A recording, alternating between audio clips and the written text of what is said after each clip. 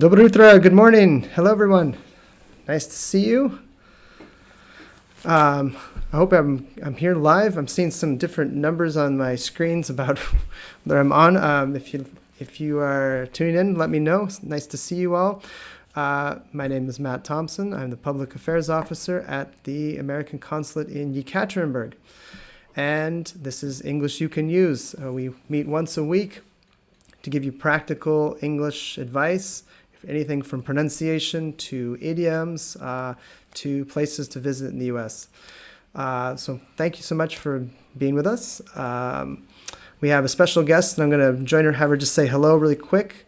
Here we go. Let's say hello. Dina Sorokina. She's the director of the Boris Yeltsin Museum at the Yeltsin Center, and she's going to join us for a conversation in just a little bit. So we'll see you in a little bit, Dina. All right. So it's finally cold. Today was the first day I took a warm shower. It's been so hot that I've been taking cold showers. So it's really nice to have some cooler weather. I'm sure you are very happy to have cooler weather here in the Urals. This is very unusual, strange weather, but that's how it is. So let's start with our presentation. Today I wanted to talk about something that's called, there we go, America's Best Idea, and it's called the national parks. And so I want to talk to you just about 5 national parks that I personally have been to, so I can personally recommend. They're beautiful. They're things you have to see in person to really appreciate. The photos are nice, but you really have to go and see them yourselves. So let's get started. Let's start with the first and probably the most well-known national park in the United States, and that's Yellowstone. Now, I forgot. I want to do something with you here where I'm going to use some different words, some synonyms for beautiful. And you can see at the top, I've used the word majestic to describe Yellowstone. So in the comments section, if you can translate this word into Russian so I can learn it, because I think I know what majestic is in Russian, but I just want to check. So majestic Yellowstone. This is a word you could use to describe Yellowstone. All the thermal pools, the wildlife, the mountains, it's a majestic, beautiful place. So it's also the very first national park. It was founded and created by, I believe, Teddy Roosevelt. It was this really radical idea at the time to preserve nature so that it would be protected and that Americans could visit it and see the wildlife and the landscape, how it is and how it should be always. And now there's a lot of national parks throughout the United States. So it's a really great idea that we've continued to this day. Second one, stunning Glacier Park, National Park. And I got to visit Glacier Park when I was in college. I went to school in Montana. It was a beautiful place. It is near the Canadian border. Oh, thank you, Nuria. She told me. Velichestveni. Majestic. Okay, Velichestveni. Glacier Park has these huge mountains and these beautiful roads that go in and out of the park. It's a huge park. I highly recommend you try to get to Montana if you can. It's a little hard to get to, but it's one of those special places that is stunning. So what do you say? Do you know the word for stunning in Russian? Let me know. Okay. And the next one is gorgeous Crater Lake National Park. Does anybody know where Crater Lake is located? So I went there when I was a kid. It's in the state that's I call home, sort of. I grew up in Washington, but I also lived in Oregon as a child. And Crater Lake is kind of in the southern part of the Cascade Range. It is a beautiful lake. The water is so blue. It's like Baikal. It's a special blue. So if you ever get to the Pacific Northwest, try to find your way to Crater Lake. It's a beautiful national park, and it's gorgeous. All right.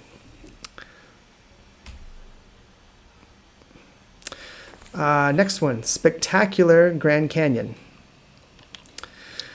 Grand Canyon is world famous, as you know. It's in Arizona. It's not far from Las Vegas. I used to live near there, as I told you last week, in Flagstaff. It was about a 60-minute drive. Yes, Elena agrees with me. It's gorgeous. Spectacular. The Grand Canyon is something you have to see with your own eyes to appreciate it. I lived in Arizona for almost a year before I went actually out to the canyon, and I could not believe how spectacular and huge it is. If this helps you understand, the canyon is 7 miles down into the ground. 7 miles is roughly what, 12 kilometers, something like that. It is really hot at the bottom, and it can be very cold at the top.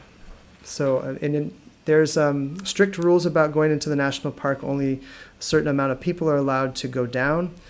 It's a dangerous hike because many people can make it down, but they can't make it back up in the same day. Every year, people die trying to do it. It's very steep, but you can just go and be at the top and look over this vast area that's spectacular.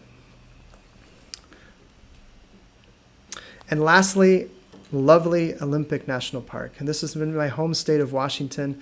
And I think it's home to the only rainforest in the United States. It is really, really wet and dark most of the year. But as you can see in this photo, there's kind of this beautiful quality of mist, and it's lovely, to use the word I put up there. When the sun does come out, there's big, jagged mountains, and they go right into the ocean. And if you get a chance to go to Seattle, take a trip out to Olympic National Park. Take the ferry. Hopefully it doesn't rain on you, but again, it's a rainforest, so it's likely to rain. All right, so just when you get to go to the United States, don't just go to New York, even though we're going to talk about New York City. It's a great place. Don't just go to Miami or Los Angeles. Get out and see some other places. It's worth it. Americans are super friendly. They love seeing tourists. And these national parks are very tourist friendly. So they have very good infrastructure for parking. There's signs, there's instructions, directions where you can go and where you can't go. And my tip is, if you go to Yellowstone, do not get close to the buffalo. You're not supposed to do that. It's not recommended. Okay. So let's talk about pronunciation here. 5 difficult words. And hello, please, it's very quiet today. I think I can't for some reason see the comments on the screen. Usually I'm able to do that. I think there's something errored I updated the software today, and so there's probably a glitch. So please say hello to me. I see Nuria and Svetlana and Yelena, and let's see who else. Konstantin, Carlos, please say hello. I miss seeing people. I miss our in-person events, and this pandemic's gone on too long. So let's go to 5 difficult words. And I put in the translation there. So, zvezdochka. So in English, she would say asterisk. And my wife, I say this wrong all the time, and she corrects me, and it's annoying. Hope she doesn't watch this. The way to pronounce it is asterisk. Asterisk. And again, I don't know how often you use this word, but if it does come up in your conversation, now you can say it correctly. Asterisk. Okay. All right. Hey, everybody. People are saying hello. Svetlana, Anastasia. Hello. Oh, Anastasia from Surgut. Nice to see you. Surgut. The next one, brewery. And one of my colleagues has a tough time saying this, so I'm not teasing her about this, but it's a hard word. Pivovarny zavod, I believe in Russian.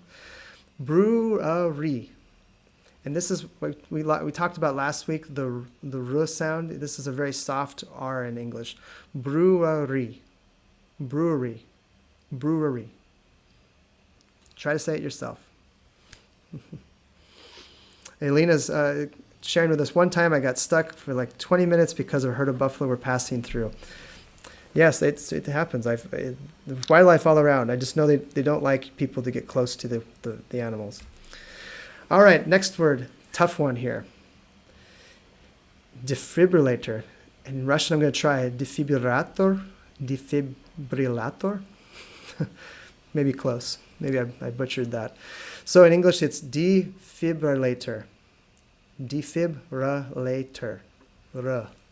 So in between there, the B-R-I goes to ruh, not brie, defibrillator. Defibrillator. Hopefully nobody needs to use a defibrillator anytime soon. But if you need to say that word in emergency, now you can say it. And a very common word that many Americans even mispronounce. Feb-roo-er-ee. Fevral. So go slowly. It's hard to say. Feb-roo-er-ee. Feb-roo-er-ee. February. February. Sometimes you hear people say February. They just kind of cut off the roo. It's probably okay. But these are kind of tongue twisters. So if you're having trouble with pronunciation, just listen to people. Try to imitate them. Try to copy them as best you can.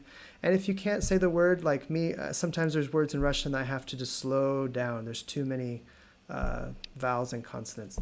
Just slow it and say it more slowly, and people will understand you. Okay.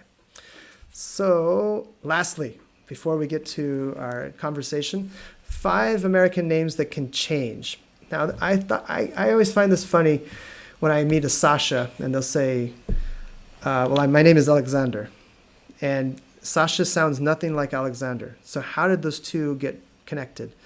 I remember somebody introduced themselves to me, and it was Kasusha, maybe? And I said, wow, that's a really interesting name. I've never heard it. And she said, well, my name's Ksenia. And I said, oh, I know that word. I know that name.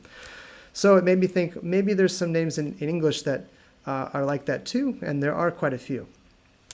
So in the comments, tell me some names. Tell me not your name, but your is it Sakrashenie or your other name? So if your name is Olga or Ksenia, tell me the other possible name that you could be called by your friends, because usually these are more informal names. Okay, Robert. Anybody have a guess? What's the shortened version or the shortened name of Robert? Anybody? Bueller, hello? Anybody out there?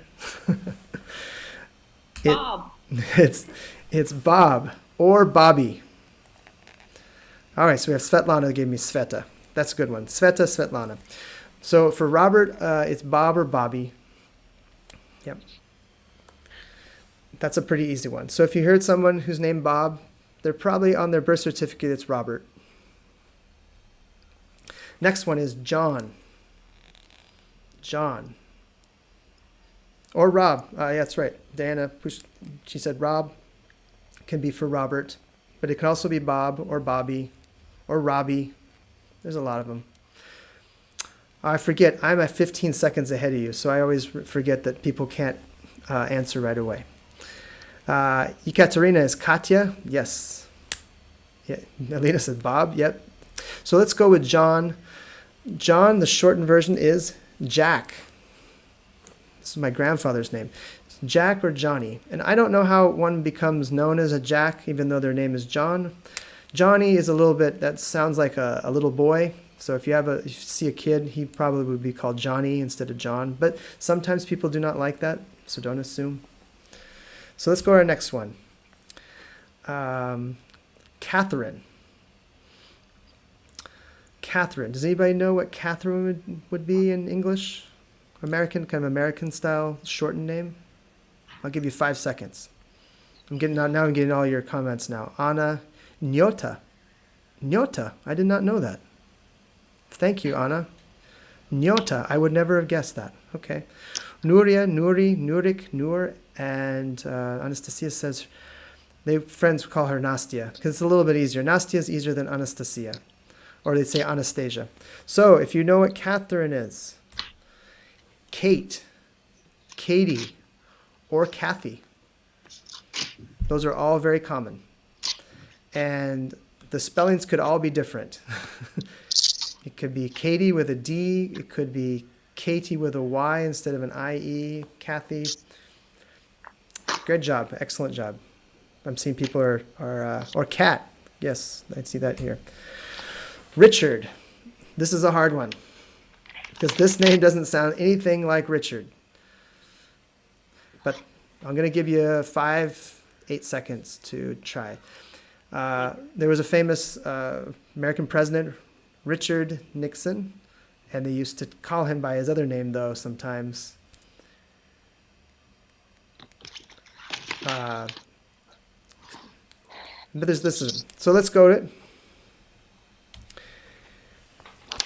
Dick. Rich. I don't know how Dick is short for Richard, but it is. And sometimes, President Nixon, he was known as Dick Nixon, or Richard Nixon. Richard is more formal, and I would say today I don't know many people who are named Richard and use this shortened name, but people do. Dick Cheney. What's that? Dick Cheney. Yeah, Dick Cheney is another one who was a famous politician. So he was Richard Cheney. And lastly, Margaret. This was my grandmother's name, and she was never called Margaret. I had 2 grandmothers with the same name, so they had we called them different things. So Margaret, does anybody have a guess? Oh, Marina got it right. Excellent job. So the shortened one is Margie, or Margie, or Marge.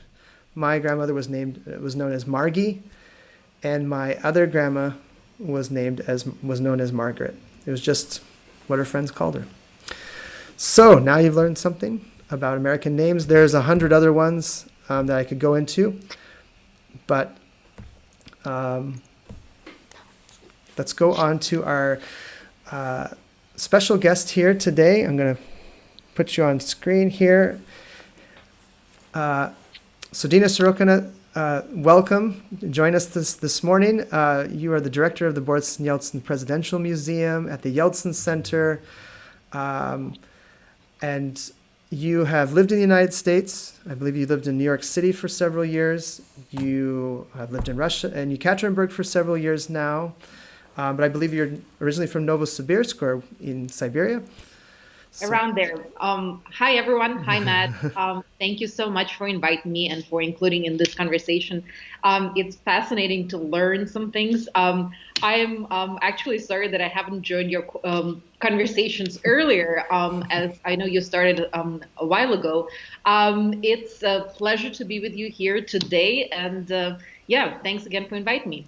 Wonderful. So what are you up to right now before we get into your English learning history? Yeltsin Center is closed, but there's a lot of virtual programs, correct? We are hosting a lot of virtual programs, online programs. Well, as you know, yesterday there was a decision to give a possibility for museums and libraries to open here in the Sverdlovsk region. So we are currently in discussions and active discussions as to when we will in fact open our museum and our galleries. We unfortunately have had to postpone a number of exhibitions that we have had for this year. We are moving some of our programs for next year, for another period, perhaps later in this year. But we're currently in the talks as to when it would be actually possible and safe to open up the doors and welcome our visitors. Yeltsin Center is partially open now, so we have a number of places, for instance, the Petrovsky bookstore that have just opened over the last weekend, spa and coffee shop Papa Carlo, which has been working pretty much for the last, I would say, almost 2 months. They have been welcoming guests and serving up and brewing up some coffee.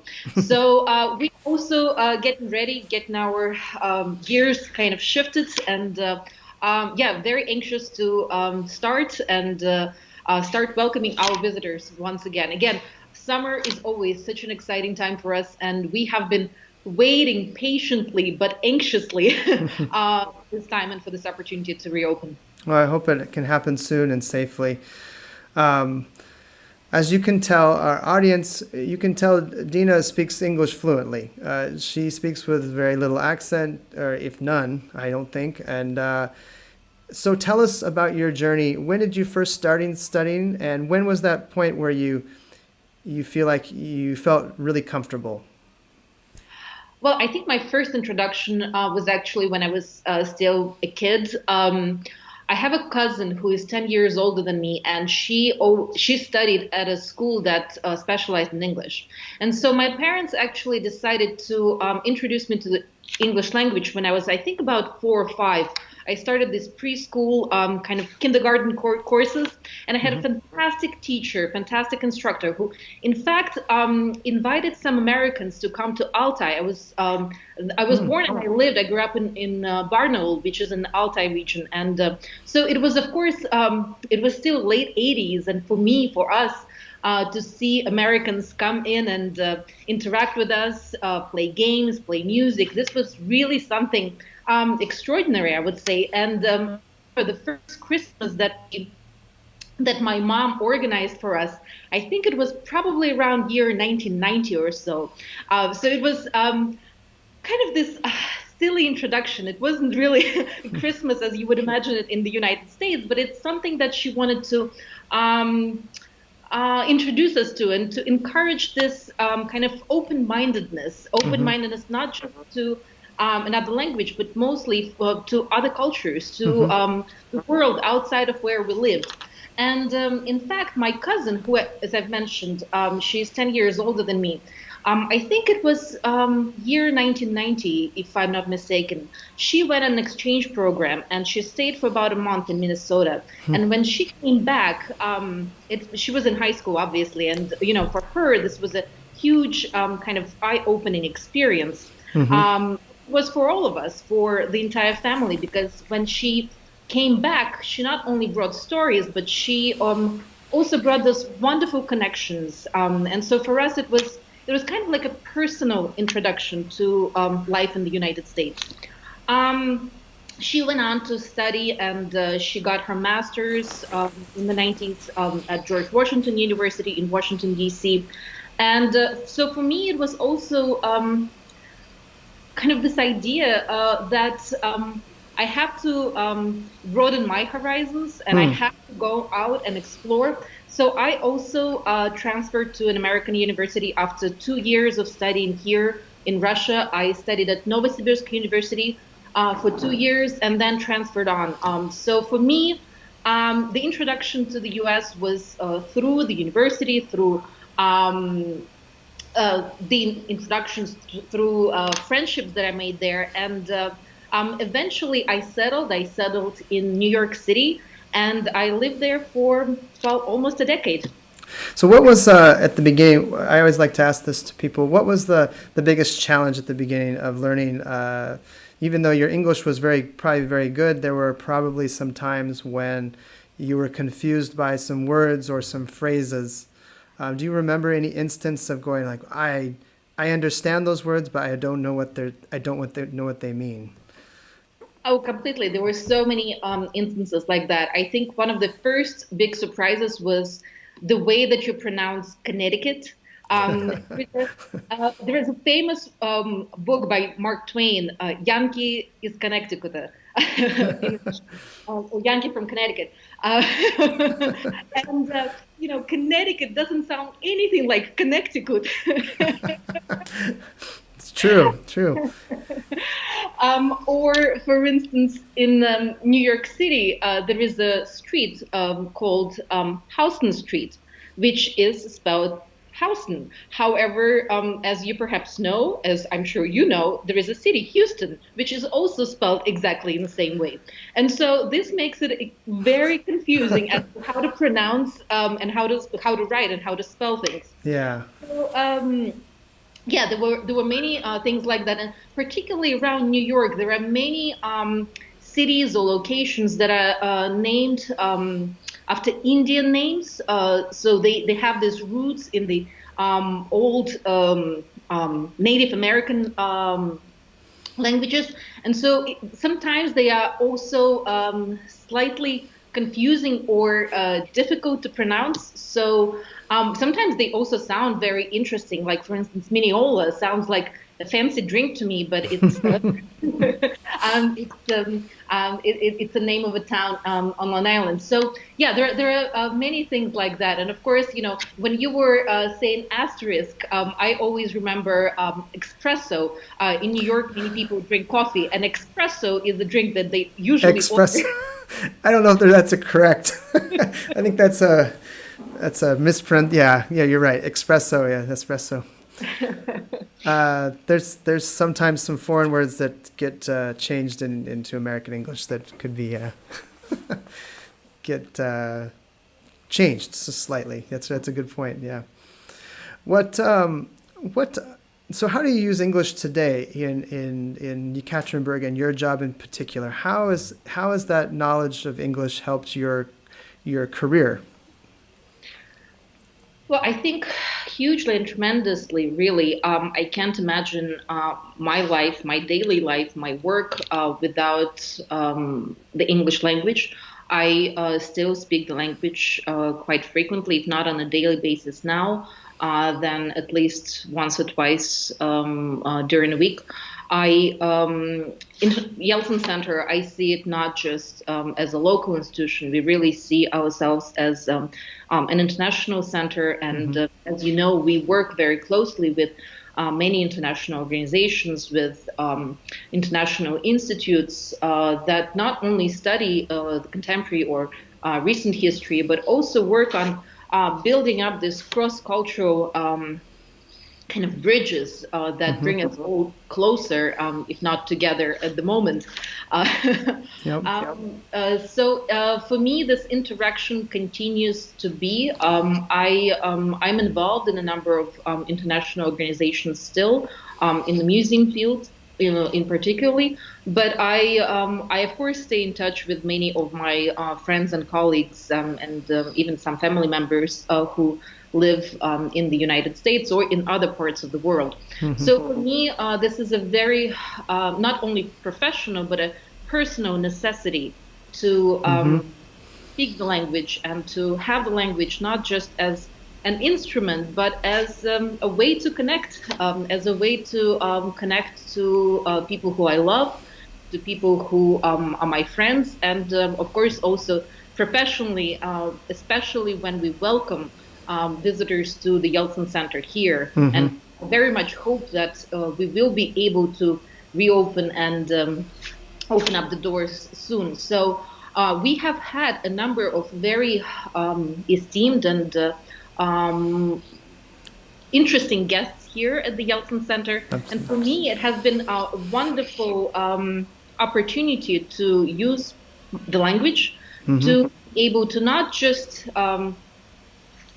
show the Yeltsin Center and kind of share what we do, but also to connect to people who can bring new insight into our work and into what we all do here. Absolutely. I totally agree with you about using language to connect with people. Yeah, my Russian is not like your English, but I've seen how wonderful it is to be able to connect with people through Russian here in Russia. But I see it on the other end that it's wonderful if Russians can learn English to be able to connect people outside their borders or people who come and visit Russia, because more and more people are coming. And the Yeltsin Center being a great destination for many people outside of Russia, as well as inside Russia, to learn about the legacy of Boris Yeltsin. And it's also just a great community center with so much stuff going on. So, thank you, Matt. And it's not that bad.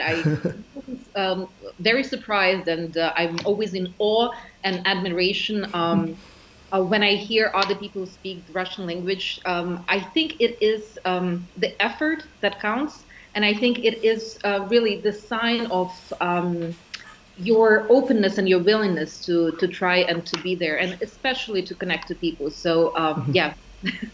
Veliki Maguchi, Ruski. Last question before we leave, and I think this is very helpful for all of our audience who watches this. What advice, like what concrete advice do you have for someone who wants to take their English from here just to here? And that's a hard thing to do, but do you have any words of wisdom? Well, I think, interesting. Practice makes perfect. I remember that saying. And I think practice and diligence, being able to commit and stay with it, is very important. So if you try and exercise, and if you at least attempt to speak the language, even for just a short bit, 5 minutes a day, it really helps. And practice makes perfect. So practice, practice, and practice. I think that would be my advice. And the Russian version is учиться, учиться и учиться, right? All right. Wow. Well, thank you so much for joining us. And it was really interesting to hear your story. And I'm sure others really enjoyed it as well. There's several comments right now wishing you well. So thank you so much. We're going to, this is the end of our program, and I'm just going to wrap it up. But thanks again, and I hope we get to see each other soon. Thank you, Matt, and thank you, everyone. It's been a pleasure being with you, and enjoy the day. Have a wonderful day, everyone. All right. You too. Take care. So, everybody, thank you for joining us. This was a fun episode, actually. I really love talking about our national parks, because I think I'm just kind of passionate about being outdoors, and I think they have a lot to offer people. Again, if you haven't subscribed to us on VKontakte or Facebook or especially YouTube, please do that. Spread the word if you think there's other people who would enjoy this or could use it. We always want to get this program to as many people as possible. And if you have ideas like topics, questions, issues with English, write me in the comment section. I look through those all the time. I will answer you directly. So if it's something about idioms or if it's something about American culture, I'm happy to talk to you about that. We'll continue to do this through the fall. And so thanks so much. We'll see you here next week on Tuesday, 11:30. I'll do it in Russian for you. Вторник, 11:30. Точно. And look forward to talking to you. Увидимся, and have a great day. Cheers.